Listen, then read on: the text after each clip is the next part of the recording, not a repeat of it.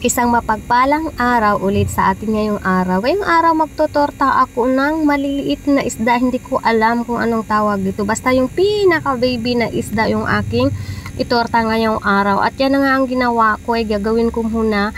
Nagisa ako ng bawang, sibuyas. Saka ko naman igisa yung isda na yun. Sobrang liliit. Ayan nga o kalahati lang yung ginawa ko kasi napakarami nun. Siguro 1 kilo yung kanilang binili. Ayan, gigisahin ko muna para maluto. Saka ko naman ihahalo yung itlog, saka ko itotorta. Kasi nga hindi ko alam, kaya ba naranasan nyo na ba ang magkaroon ng pinakamaliit na isda? Yung talagang niluwa pa lang ng nanay. Paano kaya yan? Saan ang galing kaya ang baby fish na yan? Baby fish bang tawag dyan? Suggest nga kaya anong tawag dyan? Hindi ko alam. Basta ngayon lang ako nakakita niyan. Akala ko nga yung pinakamaliit na hipon. Hindi pala. Maliit at pinakamaliit na isda yun. And then nilagyan ko lang dyan ng asin, paminta at saka magic sarap para may lasa naman. Kasi hindi pwedeng walang lasa, hindi pwedeng walang asin. Kasi mahirap sa torta kapag nagkulang ng lasa, hindi natin ma-adjust. Pwede naman gumawa tayo ng sausawan at na toyo na may kalamansi. So ayan nga, kumulo na siya hanggang sa matuyo. Yan ang gagawin ko. Ayan, may paminta na nga akong nilalagay. Powder nga pala na paminta at saka may tirang talong kami. Kaya hinalo ko din, sayang. Ayan, binalatan ko nga kasi lumang-luma na yung talong na yan. Kaya tinanggal ko muna yung mga balat. At hiniwa-hiwa ko ng maliit-liit para naman madaling maluto mamaya kapag hinalo natin dyan sa isda natin. So ayan nga, ilalagay na natin yung talong. Ayan, ganyan ang ginawa ko. And then hanggang sa maluto lang dyan yung talong and hanggang sa matuyo. Ang ginawa ko nga pala dyan, medyo dumami yung mantika. Dinagdagan ko ng mantika para hindi dumikit sa kawali. So ayan, hinalo ko ng hinalo hanggang sa mamix ng maigi at nang mailuto natin ng maigi yung ating talong. And then ayan nga, hindi pa rin ako natitigil lamog or kakahalo. Maliliit na nga yung isda, lalo pang malalamog kakahalo ko. So ayan na nga yung itsura niya, medyo matutuyo na yata yan, patuyo na rin.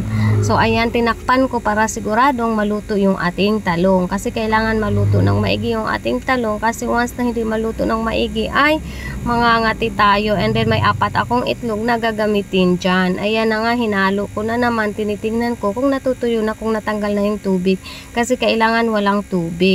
So ayan nga, laging naghahalo yung ginagawa ko para matutuyo.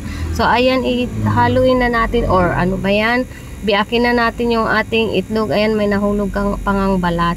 Ayan, kinukuha ko na yung balat na nahulog. Ayan, mag-ano lang muna tayo, magbit. Sobrang tagal ko rin ni minikos yung itlog na yan kanina, kasi nga naglagay ako ng 3/4 tablespoon ng cornstarch yung nilagay ko, kasi nga para hindi siya maghiwa-hiwalay. Sinigurado kung hindi maghiwalay mamaya pag nagprito na tayo ng ating torta. Ayan, naglagay ako ng cornstarch para madikit sila ng maigi mamaya. And then naglagay ulit ako ng asin at saka powder na paminta and magic sarap. Ganun ulit yung nilagay ko. Talaga nga naman nung naluto na yan, sobrang masarap dahil nga may lasa. Kasi mahirap talaga, totoo lang, siguraduhin natin may lasa kapag nagtorta tayo. Kasi ang solusyon lang doon pag wala siyang lasa masyado, ang magiging solusyon ay toyo or patis, or maglalagay tayo ng toyo with kalamansi. So ayan nga, ihahalo na natin yung ating pinrito na maliliit na isda. Ayan na yung nagiging itsura ng ating pinritong mga baby fish. Baby fish ba ang tawag dun? Ewan ko. Basta ayan na nga, at magluluto na tayo ng ating torta at maglalagay ako ng mantika. Medyo marami yung mantika na nilagay ko, siguraduhin nating maluto. Pero yung mantika na yung isang lagay lang hanggang sa naiubos kong nailuto yung aking ginawang or minekos-mekos na isda sa may itlog. Ayan na yung itsura ng ating torta. So ayan yung ginawa ko, maliliit-liit lang, 1 scoop lang ang ginawa ko, sakto lang para maluto hanggang loob, kasi nga may flour yan.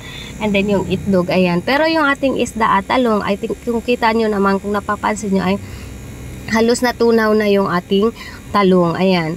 So, hindi na natin maramdaman na may gulay. O, diba, kahit na naganyan tayo ng luto, pero may gulay pa rin tayo. May talong at saka itlog pa rin. So, ayan nga, pinapatulo ko muna sa gilid kasi medyo marami yung mantika na dumikit. Kaya ganyan yung ginagawa ko. Nilalagay ko muna sa gilid habang naglalagay ako ng panibago. So, ayan yung aking ginawa paulit-ulit hanggang sa naubos. So, nakagawa nga pala ako ng 8 piraso. So, ayan, o, diba? Sobrang sarap. Kung may mga ganun kayong isda, ganyan ang gagawin nyo. Ang sarap pa sa timplahan nyo lang ng masarap na timpla at siguraduhin may lasa. So, ayan yung ating final look ng ating torta na baby fish. Ay, ano ba? Baby fish. Ano ba? Ayan. And then, ayan na yung ating pag-plating.